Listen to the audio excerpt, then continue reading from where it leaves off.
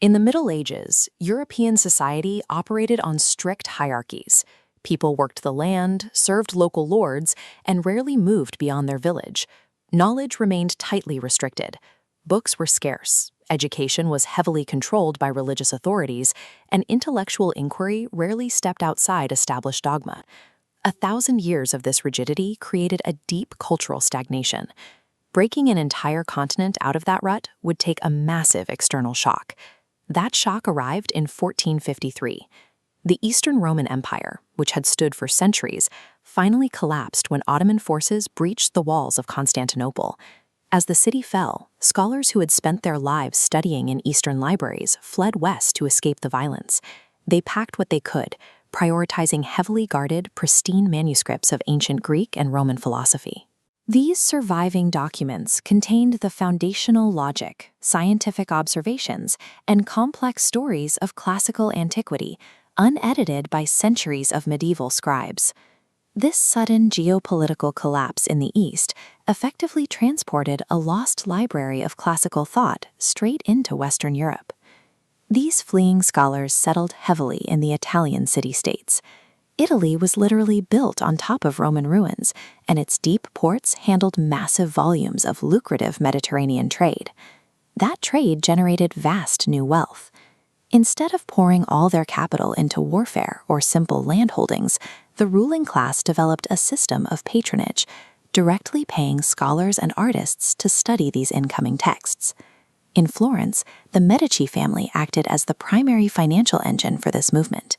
They funneled enormous sums into funding local talent to explore this ancient philosophy. This heavy investment required infrastructure. The city-states built massive repositories and libraries to safely house, preserve, and translate thousands of ancient manuscripts. Italy provided the ideal conditions, the physical remains of the classical world colliding with enormous, newly acquired capital. While Italian cities became hotbeds of cultural study, the ideas within them were physically trapped. Books were still copied by hand, limiting their reach across the rest of Europe. Johannes Gutenberg solved this bottleneck with the invention of the mechanical printing press. By replacing scribes with movable type, production times plummeted. The cost to produce a single book dropped drastically, removing the primary barrier to information.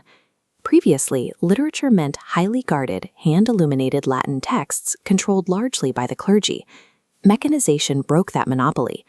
Ancient wisdom, scientific theories, and dissenting ideas could now be mass-produced and shipped to any literate person on the continent.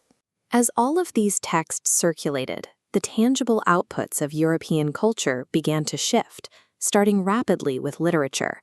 Writers abandoned Latin to write in their native, spoken languages. In England, William Shakespeare produced complex dramatic works that common citizens could easily understand and consume. Visual art experienced a simultaneous shift. Painters moved away from the flat, heavily stylized religious symbolism that defined the previous centuries. A new generation of artists focused intensely on anatomical realism, natural light, and capturing complex human emotion on canvas. These projects grew massive in scale. Masterpieces like the Sistine Chapel ceiling blended intense religious devotion with highly precise, worldly depictions of the human form. While much of Europe still lived under grueling agricultural conditions, these works provided tangible evidence of a new layer of society, one that was starting to look beyond survival and toward the complexities of human identity. This evolving mindset coalesced into the concept of individualism. For the first time in centuries, philosophers argued that personal freedom, agency, and self-expression held intrinsic value. This opposed the feudal model, which required people to exist as passive subjects within a rigid hierarchy. Humanity began viewing itself differently. People saw themselves as active creators, capable of critical thought and shaping their own environment.